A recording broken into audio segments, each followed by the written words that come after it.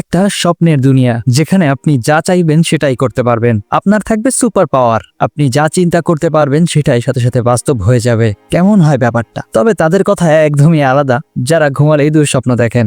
স্বপ্নের তো কোনো বাধা ধরা নিয়ম থাকে না। আপনি হয়তো স্বপ্নে নিজেকে হাওয়ায় ভাসতে দেখতে পারেন, এমনকি বড় বড় বিল্ডিং গুলোকে আকাশে ভাসতে দেখতে পারেন, যার হয়তো বাস্তবতার সাথে কোনো সম্পর্ক নেই।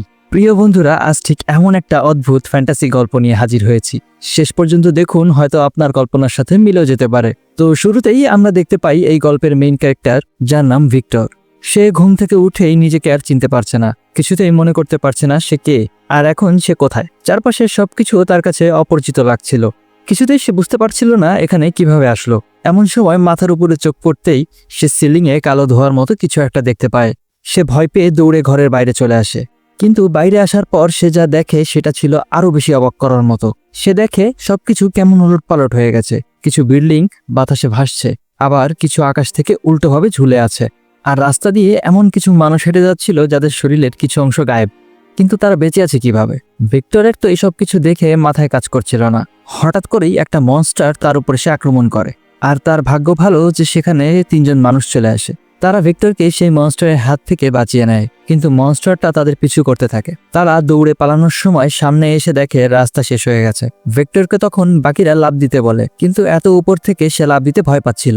এদিকে মনস্টারটা তাদের দিকে ছুটে আসছে, তাই বাধ্য হয়ে তার সাথে থাকা একজন তাকে জোরে ঠেলা দিয়ে ফেলে দেয়। আসলে ভিক্টরের কি দোষ বলেন? আপনিও এমন পরিস্থিতিতে পড়লে ঘাবড়ে যেতেন।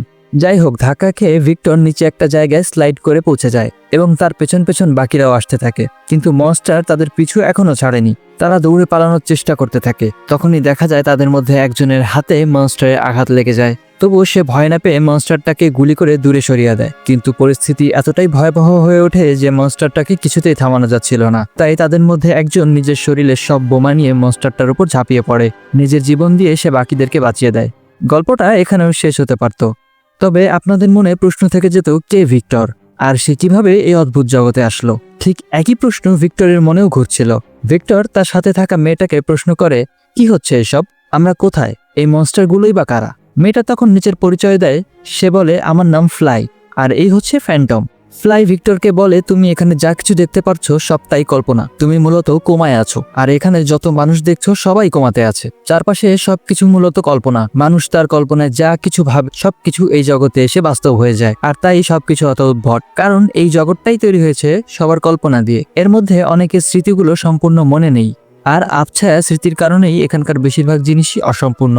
ফ্লাই এখানে ভিক্টরের কপালে একটা আঘাত দেখতে পায়, তাই সে তার শক্তি দিয়ে ভিক্টরের কপালের ক্ষত দূর করে দেয়। ফ্লাই তাকে দূরে একটা ভাসমান উল্টো বিল্ডিং দেখায় এবং বলে, আমরা ওখানেই থাকি। এটা বলে ফ্লাই একটা পুরাতন বাসের ভেতরে ঢুকে পড়ে। বাসের অপর প্রান্ত দিয়ে বের হতেই ভিক্টর দেখতে পায় তারা সেই উল্টো বিল্ডিং এ চলে এসেছে। তার মানে বাসটাই ছিল আসলে সেখানে পৌঁছানোর একমাত্র রাস্তা। এই দুনিয়ার সবার কম বেশি সুপার পাওয়ার আছে। কার কি সুপার পাওয়ার থাকবে সেটা নির্ভর করে ওই মানুষটা বাস্তব জীবনে কি কাজ করে। এখানে একজনের নাম অ্যাস্ট্রোনম, আর তার ক্ষমতা হলো মনস্টার সেন্স করা। মানে মনস্টাররা কত দূরে আছে, তার দিকে আসছে কিনা সে আগে থেকে এই সব কিছু বুঝতে পারে। সব থেকে মজার বিষয় হচ্ছে এখানে আসার পর সবাই নিজের নাম পরিচয় ভুলে যায়, আর এজন্যই নিজেরা মিলে নতুনদেরকে নাম ঠিক করে দেয়। তেমনি গল্পের এই প্রধান চরিত্রের নাম সবাই মিলে রেখেছিল ভিক্টর। ভিক্টর ফ্লাইয়ের কাছে জানতে চাই এই মনস্টারগুলো কেন তাদের মারতে চাচ্ছে, আর তারা আসলো কিভাবে। ফ্লাই বলে, এই দুনিয়াতে এসে যারা মারা যায় তারা সবাই মনস্টারে পরিণত হয়ে যায়, আর একবার মনস্টার হওয়ার পর তারা চায় বাকিদেরকে মেরে তাদের মতো করে ফেলতে। ফ্লাই ভিক্টরকে একটা ঘরের ভেতরে নিয়ে আসে আর তাকে বলে, তুমি এখানে কিছুক্ষণ ঘুমিয়ে নাও। ফ্লাই বলে, তুমি যা যা স্বপ্ন দেখবে তাই সবকিছু এই দুনিয়ায় এসে জুড়ে যাবে। ভিক্টর ঘুমালে স্বপ্ন দেখতে পায় সে একটা কার অ্যাক্সিডেন্ট করেছে। আসলে এমনটা তার সাথে আসল পৃথিবীতে ঘটেছিল, আর এই অ্যাক্সিডেন্টের কারণেই সে কোমায় চলে এসেছে। ফ্লাইয়ের কথা মতো তেমনটাই ঘটলো। ঘুম ভাঙতেই ভিক্টর দেখতে পায় সেই গাড়িটা তার ঘরে পৌঁছে গিয়েছে। ঘুম ভাঙার পর ফ্যান্টম তাকে বাইরে নিয়ে আসে। আসলে তারা চাচ্ছিল ভিক্টরের সুপার পাওয়ার কি সেটা জানতে, তাই তাকে বিভিন্নভাবে পরীক্ষা করা হয়, কিন্তু তার সুপার পাওয়ার বের করা সম্ভব হয় না। তখন একজন জিজ্ঞেস করে, তুমি বাস্তব দুনিয়ায় কি করতে? ভিক্টর বলে, আমি একজন আর্কিটেক্ট। তখন ফ্যান্টম হেসে বলে, তাহলে তোমার কাছ থেকে কি বা সুপার পাওয়ার আশা করা যায়? যাই হোক, এর পরের দিন তারা সবাই মিলে বেরিয়ে পড়ে অস্ত্রের সন্ধানে। যা কিনা এই জগতে অন্য কিছু মানুষদের দখলে ছিল।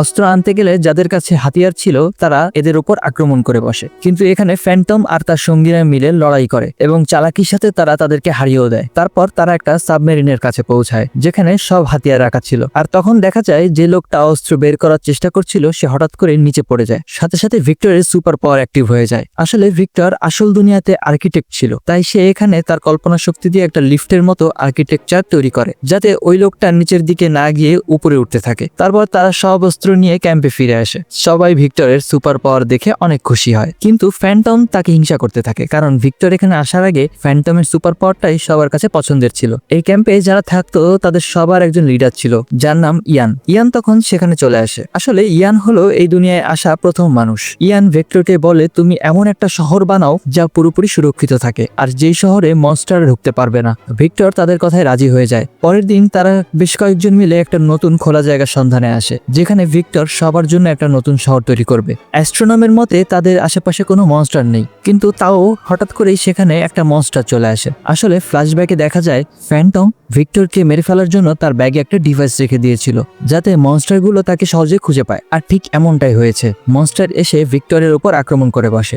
ভাগ্যক্রমে তার একজন সাথী তাকে বাঁচিয়ে নেয়, কিন্তু এই সময় ভুল করে ডিভাইসটা ভিক্টরের ব্যাগ থেকে বাইরে বের হয়ে আসে। সব থেকে অবাক করা বিষয় হচ্ছে ফ্যান্টম নিজেই এখন ওই ডিভাইসটার প্রতি আকর্ষিত হচ্ছিল, তাই সে দ্রুত ওই ডিভাইসটা নিজের হাতে তুলে নেয়। কি অবাক লাগছে? আসলে ফ্যান্টমও মনস্টারে পরিণত হচ্ছিল। মনে আছে শুরুতেই ফ্যান্টমকে একটা মনস্টার আঘাত করেছিল, সে কারণেই তার রক্তে মনস্টারে ভাইরাস ঢুকে যায়। ফ্লাই এসে ফ্যান্টমের দিকে বন্দুক তাক করে রাখে আর তাকে জিজ্ঞেস করে সে কেন এমনটা করেছে। ফ্যান্টম পিছনে ফিরে কিছু একটা বলতে যাবে, ঠিক তখনই ইয়ান তাকে কিছু বলার সুযোগ না দিয়ে গুলি করে দেয়। তারপর সবাই পালিয়ে সেখান থেকে বাসটার দিকে এগোতে থাকে যেখান দিয়ে তারা তাদের ক্যাম্পে পৌঁছাতে পারবে। কিন্তু ভিক্টর তখন একটা অন্যরকম দেয়াল নির্মাণ করার জন্য নিজের কল্পনা শক্তিকে ব্যবহার করে যাতে সেই দেয়ালটা ভেদ করে মনস্টারগুলোর ভিতরে ঢুকতে না পারে। কিন্তু এতে ভিক্টরের মাথায় অনেক প্রেসার পড়ে আর সে তার বাস্তব জীবনের স্মৃতিতে ফিরে যায়। সে আসলে খুবই ভালো মানের একজন আর্কিটেক্ট ছিল, তবে তার ইউনিক ডিজাইনগুলো মানুষ বুঝতে পারতো না, তাই খুব একটা কাজ পেত না সে। কিন্তু একদিন একটা হাসপাতাল থেকে তার কাছে ইনভিটেশন আসে আর সে গাড়িতে করে ফ্লাইয়ের সাথে সেই হাসপাতালে যায়। আসলে বাস্তব দুনিয়াতে ফ্লাই ভিক্টরের গার্লফ্রেন্ড ছিল, কিন্তু কোমার দুনিয়াতে কেউ কাউকে চিনতে পারছে না। গাড়ি থেকে নেমে ভিক্টর একাই হাসপাতালের ভিতর প্রবেশ করে এবং উপরে উঠে পরিচয় হয় ইয়ানের সাথে। হ্যাঁ, ঠিক ধরেছেন, এটাই সেই ইয়ান যে কোমার জগতের লিডার। মূলত বাস্তব জগতে সে একজন বড় ডাক্তার ও সায়েন্টিস্ট। ইয়ান ভিক্টরকে বলে, আমাদের একটা প্রজেক্টের জন্য মূলত একজন আর্কিটেক্ট প্রয়োজন। আমরা কোমার জগৎ তৈরি করব, কারণ এই জগতে মানুষ যা কল্পনা করবে তাই করতে পারবে, যেগুলো তারা বাস্তব জগতে করতে পারে না। তবে সেখানে একজন মেধাবী কাউকে দরকার, এজন্যই আমরা তোমাকে নির্বাচন করেছি। ভিক্টর তখন অজ্ঞান অবস্থায় সেখানে ফ্যান্টম, স্পিরিট এবং আরো কয়েকজন মানুষকে দেখতে পায় যাদের সবাইকেই কোমায় পাঠানো হয়েছিল। সবকিছু শোনার পর ভিক্টর কাজটা করতে চায় না, কারণ এর জন্য তাকে নিজেও কোমায় যেতে হবে। কিন্তু ইয়ানদের ভাব দেখে মনে হচ্ছিল তারা ভিক্টরকে এখান থেকে সহজে আসতে দেবে না, তাই সে বন্দুক বের করে সবাইকে ভয় দেখিয়ে কোনো মতে দৌড়ে পালিয়ে আসে। বাইরে ফ্লাই তার জন্য অপেক্ষা করছিল গাড়িতে। ভিক্টর গাড়িতে উঠতেই ফ্লাই বুঝতে পারে কোনো ঝামেলা হচ্ছে, কিন্তু ভিক্টর ঠিক আছে কিনা সেটা দেখার জন্য ফ্লাই পিছনে তাকায়, আর তখনই একটা ট্রাক এসে তাদের গাড়িতে আঘাত করে। আর অ্যাক্সিডেন্ট স্পট থেকে ওই হাসপাতালটাই সব থেকে কাছে হওয়ায় সবাই তাদেরকে ওই হাসপাতালে নিয়ে আসে। আর এখানে নেওয়ার পর ইয়ান সবাইকে কোমায় পাঠিয়ে দেয়, এমনকি নিজেও কোমায় চলে যায়। শুরুতেই যা হচ্ছিল তা সবটাই ইয়ানের সাজানো ছিল, তবে একটা প্রশ্ন থাকতে পারে, কোমার দুনিয়াতে কারো কিছুই মনে থাকে না, তাহলে ইয়ান কিভাবে এসব কিছু মনে রাখছে? আসলে ইয়ান একটা স্পেশাল কেমিক্যাল নিজের শরীরে ইনজেক্ট করে রেখেছিল, যে কারণে সে কোমায় থাকাকালীনও তার ব্রেন অ্যাক্টিভ ছিল, সেই সাথে সে সবকিছু মনে রাখতে পারছিল। আর সে বাস্তব দুনিয়াতে কম্পিউটারের মনিটরে সিগন্যাল পাঠাতে পারত। এরপর হঠাৎ করে বাস্তব দুনিয়াতে তখন ভিক্টরের চোখ খুলে যায়, আর ইয়ানের ইশারায় তার ডাক্তাররাও তাকে কোমা থেকে ফিরিয়ে আনে। ভিক্টর এখান থেকে চলে যেতে চাচ্ছিল, কিন্তু ইয়ানের লোকজন তাকে ধরে ফেলে। ইয়ান বলে, যদি তুমি এখান থেকে চলে যাও তাহলে তোমার গার্লফ্রেন্ডকে কোমার জগতে মনস্টারগুলো মেরে ফেলবে, এর ফলে বাস্তব জগতে সে কখনো সুস্থ হতে পারবে না, আর তুমি একমাত্র ব্যক্তি যে সবাইকে নিজের কল্পনা শক্তি দিয়ে বাঁচিয়ে রাখতে পারো। তাই আমি চাই তুমি সেখানে আবার ফিরে যাও আর আমার এই প্রজেক্টটা পূরণ করো। প্রজেক্ট সম্পূর্ণ হলে আমি কথা দিচ্ছি সেখান থেকে যে যে বাস্তব দুনিয়ায় ফিরে আসবে আমি তাদের কাউকে বাধা দেব না। সেই সাথে আমরা তোমার মস্তিষ্কে এমন একটা মেডিসিন দেব যাতে এরপর কোমার দুনিয়ায় গেলে তোমার সবকিছু মনে থাকবে আর তোমার মস্তিষ্ক আগের থেকে আরো ভালোভাবে কাজ করবে। ভিক্টর ভেবে দেখে ফ্লাইকে বাঁচাতে হলে এই ছাড়া তার কাছে কোনো রাস্তা নেই, তাই সে ইয়ানের ডিলে রাজি হয় এবং সঙ্গে সঙ্গে তাকে আবারও কোমার দুনিয়ায় পাঠানো হয়। অন্যদিকে কোমার দুনিয়াতে বাকিরা সবাই মনস্টারের হাত থেকে পালিয়ে বেড়াচ্ছিল।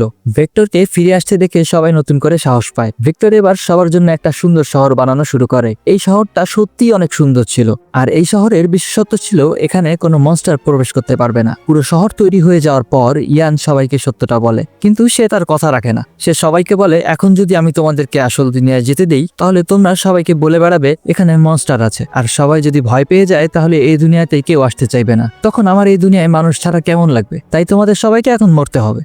তখনই হঠাৎ দেখা যায় তাদের ভিতর একজন বাতাসে মিলিয়ে যাচ্ছে। মূলত এটা ইয়ানের ইশারায় তার সাথীরা বাস্তব দুনিয়া থেকে সবার লাইফ সাপোর্ট সরিয়ে নিচ্ছিল। ইয়ান বলে এভাবেই সবার লাইফ সাপোর্ট এক এক করে সরিয়ে নেওয়া হবে, আর কয়েক সেকেন্ডের মধ্যে সবাই মারা যাবে। বাস্তব দুনিয়ার কয়েক সেকেন্ড কোমার জগতে কয়েক মিনিটের সমান, তাই তোমাদের জীবনের শেষ মিনিটগুলো উপভোগ করে নাও। এটা বলে ইয়ান সেই শহরে প্রবেশ করে। ভিক্টর তখন একটা বুদ্ধি বের করে। সে সবাইকে বলে দ্রুত সেই হাসপাতালটা খুঁজে বের করতে হবে যেখানে তারা অজ্ঞান অবস্থায় আছে। তখনই দেখা যায় তাদের মধ্যে আরো একজন সাথী হাওয়ায় মিশে যাচ্ছে, তাই দ্রুত ফ্লাই, ভিক্টর আর তাদের আরেকজন সাথী হাসপাতালে পৌঁছে যায়। কিন্তু তারা সেখানে গিয়ে অবাক হয়ে যায়, কারণ হাসপাতালে সবকিছু পরিবর্তন হয়ে গেছে, এখানে কিছুই চেনা যাচ্ছিল না। তখন তার সাথে থাকা ছেলেটা ভিক্টরকে বলে, তুমি ওই রুমের সাথে মিল আছে এমন কোনো একটা ক্লু খুঁজে বের করো, তাহলেই হয়তো ওই রুমটা খুঁজে পাবে। কিছুক্ষণ পর ভিক্টর বাইরে একটা বড় স্ট্রাকচার দেখতে পায়, আর এটা দেখে ভিক্টরের মনে পড়ে যায় এমন একটা পেন্টিং বাস্তব দুনিয়াতে ওই রুমে দেখেছিল।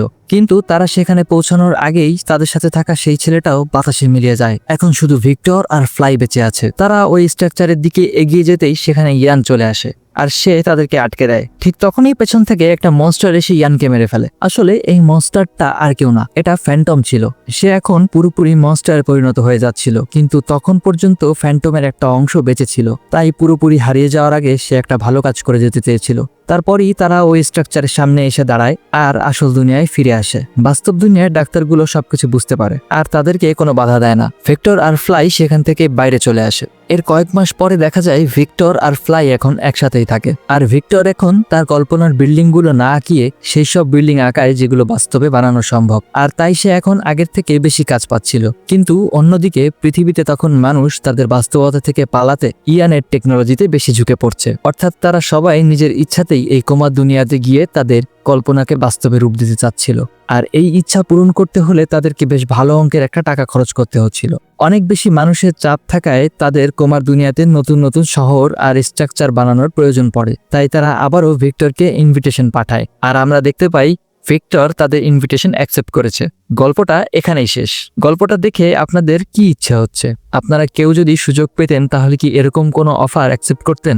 বাস্তবতা, ডিপ্রেশন আর ঝামেলার জীবন থেকে পালাতে কি আপনারাও সহজ রাস্তাটাই বেছে নিতেন, নাকি আপনি একজন যোদ্ধা যে বাস্তবতাকে মেনে নিয়ে সামনের দিকে এগিয়ে যেতে চান? কমেন্টে আপনাদের মতামতটা অবশ্যই জানাবেন। তো আজকের মতো বিদায় নিচ্ছি, আবারও দেখা হবে নতুন কোনো গল্পে।